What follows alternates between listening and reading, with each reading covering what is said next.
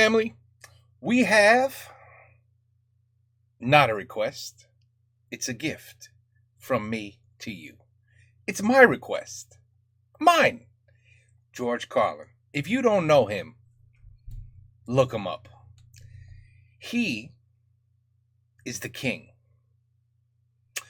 You know, there was Richard Pryor, then there was Eddie Murphy, then there was George Carlin. In that order. Seriously. And George Carlin outlasted them all. And in my opinion, became the king of comedy. So here's a little 11-minute snippet of you guys who don't know him to get to know him. Unfortunately, I was looking for some subtitles in French, and there are none available. It's a shame. So I hope your English is good, because this guy, he actually, he's very understandable. So even if your English is not excellent, you're going to understand him. This guy's brilliant, by the way. Very intelligent person. Anyway, George Carlin on airlines and flying. Okay? The reason I looked this up, because first of all, I haven't watched George Carlin in years. And he was at his best later in his career. This was the perfect age, actually. This is it. This is when he was at his peak, in my opinion.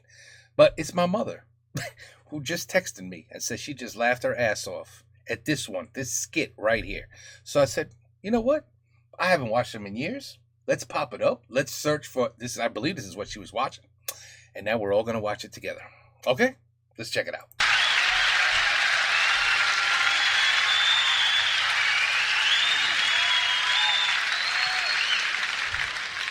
Something else we have in common: flying on the airlines and listening to the airlines announcements and trying to pretend to ourselves that the language they're using is really English.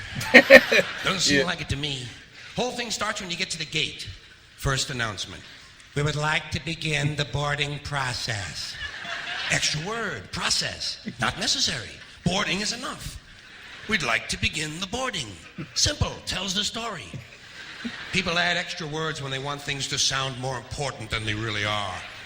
Boarding process sounds important. It isn't. It's just a bunch of people getting on an airplane. People like to sound important. Weathermen on television talk about shower activity. Yeah. Sounds more important than showers. I even heard one guy on CNN talk about a rain event. Swear to God. He said, Louisiana's expecting a rain event. I thought, holy shit, I hope I can get tickets to that.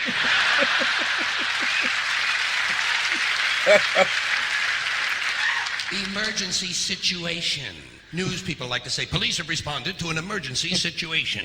No, they haven't. They've responded to an emergency. We know it's a situation. Everything is a situation. Anyway, as part of this boarding process, they say, we would like to pre-board. Well, what exactly is that, anyway? What does it mean to pre-board? You get on before you get on? That's another complaint of mine. Too much use of this prefix pre. It's all over the language now. Pre this, pre that. Place the turkey in a preheated oven. It's ridiculous. There are only two states an oven can possibly exist in: heated or unheated. Preheated is a meaningless fucking term. It's like pre-recorded. This program was pre-recorded. Well, of course it was pre-recorded. When else are you going to record it? Afterwards? That's the whole purpose of recording, to do it beforehand. Otherwise, it doesn't really work, does it? Oh, this guy. Pre-existing, pre-planning, pre-screening. You know what I tell these people? Pre-suck my genital situation.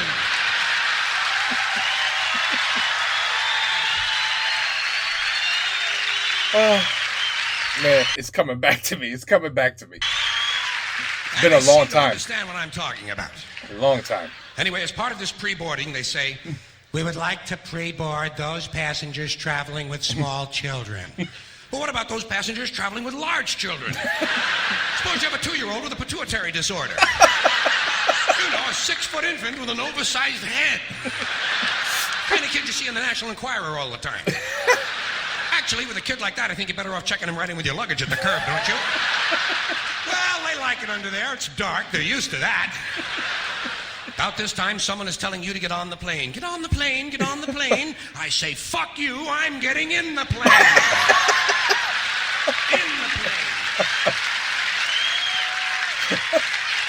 Let Evel Knievel get on the plane. I'll be in here with you folks in uniform. There seems to be less wind in here. It's true. It's true. They might tell you you're on a non-stop flight. Well, I don't think I care for that. I want to stop. No, I insist that my flights stop. Preferably at an airport. It's those sudden, unscheduled cornfield and housing development stops that seem to interrupt the flow of my day. Oh, my God. The Here's king. one they just made up. Uh-oh. Near miss. When two planes almost collide, they call it a near miss. It's a near hit. A collision is a near miss. Look, they nearly missed. I told you, man, this guy's good. He's good. He's so good. Yes, but not quite. Oh, shit. They might tell you your flight has been delayed because of a change of equipment. Broken plane. Tell me to put my seat back forward. Well, I don't bend that way. If I could put my seat back forward, I'd be in porno movies. Then they mentioned carry-on luggage. First time I heard carry-on, I thought they were going to bring a dead deer on board. I thought, what the hell do they need with that? Don't they have the little TV dinners anymore? Then I thought, carry on, there's going to be a party. People are going to be carrying on the plane. Well, I don't care for that. I like a serious attitude on the plane, especially on the flight deck, which is the latest euphemism for cockpit. Can't imagine why they wouldn't want to use a lovely word like cockpit, can you? Especially with all those stewardesses going in and out of it all the time.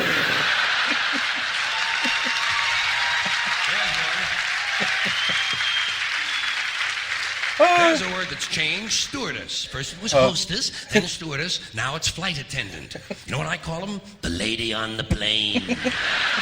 Sometimes it's a man on the plane now. That's good, equality. I'm all in favor of that. Sometimes they actually refer to these people as uniformed crew members. Uniformed. As opposed to that guy sitting next to you in the Grateful Dead t-shirt and the fuck you hat. Who's working on his 9th little bottle of Kahlua, I might add. As soon as they close the door to the aircraft, that's when they begin the safety lecture. Oh, I love the safety lecture. Me too. This is my favorite part of the airplane ride. I listen very carefully to the safety lecture, especially that part where they teach us how to use the seat belts. Imagine this. Here we are, a plane full of grown human beings, many of us partially educated, and they're actually taking time out to describe the intricate workings of a belt buckle. Place the small metal flap into the buckle.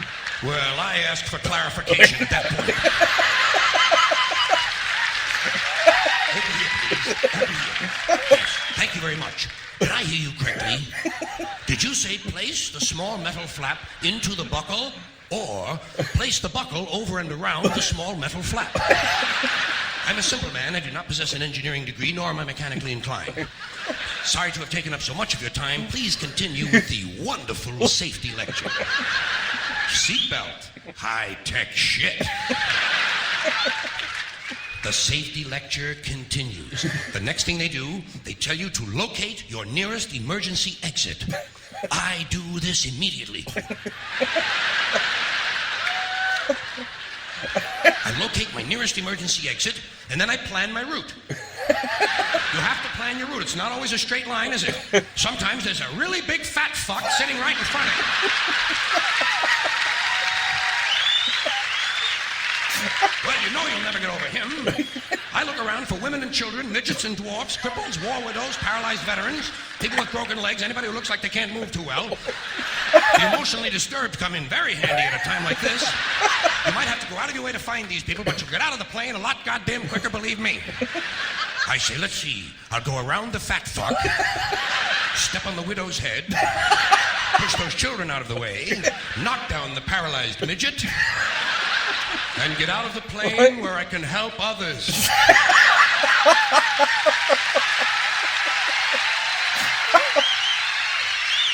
Oh my God. Ooh, too good. Too I good. can be of no help to anyone if I'm lying unconscious in the aisle with some big cocksucker standing on my head. I must get out of the plane, go to a nearby farmhouse, have a Dr. Pepper, and call the police.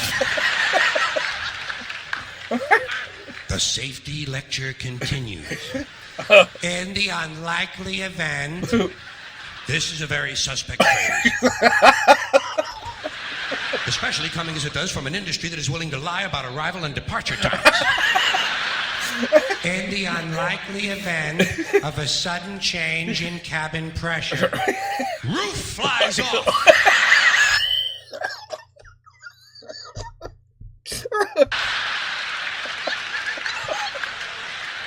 An oxygen mask will drop down in front of you. Place the mask over your face and breathe normally. Well, I have no problem with that. I always breathe normally when I'm in a 600-mile-an-hour uncontrolled vertical dive. I also shit normally. Right in my pants! God. Oh, shit. This guy's killing me. You to adjust your oxygen mask before helping your child with his. I did not need to be told that. In fact, I'm probably going to be too busy screaming to help him at all. This will be a good time for him to learn self-reliance. If he can program his fucking VCR. VCR, now he would be saying an iPhone. He can goddamn jolly well learn to adjust an oxygen mask. Fairly simple thing, just a little rubber band in the back is all it is. Not nearly as complicated as, say, for instance, a seatbelt. The safety lecture continues. In the unlikely event of a water landing.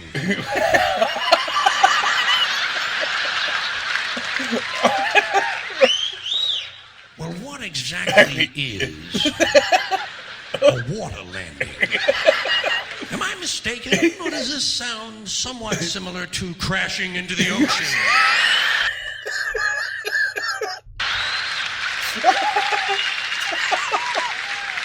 Your seat cushion can be used as a flotation device. Well, imagine that. My seat cushion. Just what I need. To float around the North Atlantic for 7 days. Clinging to a pillow full of beer farts. Oh my God. The king, man. The king, I'm telling you. Oh, the legend, the king, George Carlin. Oh, man. I know there's a lot of French people here. I really hope you understood that well enough because, oh, too damn funny, people. Too damn funny. Am I that old that my man is talking about how to program a VCR? Damn. Oh my goodness. Program a VCR. Yeah, you could tell how old this clip is here. Wow. Woo. But yeah, he would have said, yeah, damn kids know how to set up an iPhone. You damn well know how to put an oxygen mask on. Yeah. Nah, anyway, there you have it. Man, I got tears in my eyes. You don't even know. Whew. Funny. Well, that is George Carlin.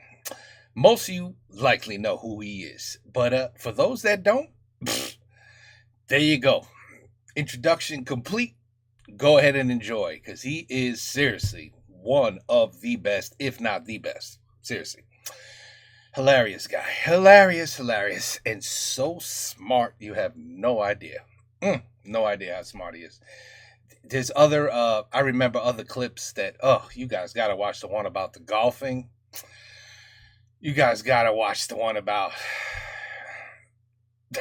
basically, he talks about, you ever notice how somebody else's shit is shit, but your shit is valuable, is good shit. Like, get your shit out of here. when it's their shit, but when it's your shit.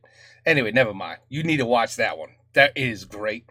And another one where he just blows us away with his vocabulary. Seriously, I don't know if this guy like memorized a dictionary, but again, very smart guy and freaking hilarious. At least to me. Hilarious. Anyway, they have it. George Carlin on airplanes, well, airlines, and flying. That was just a little snippet of the master. Trust me. That was nothing. Take care. Peace out. Have a good night.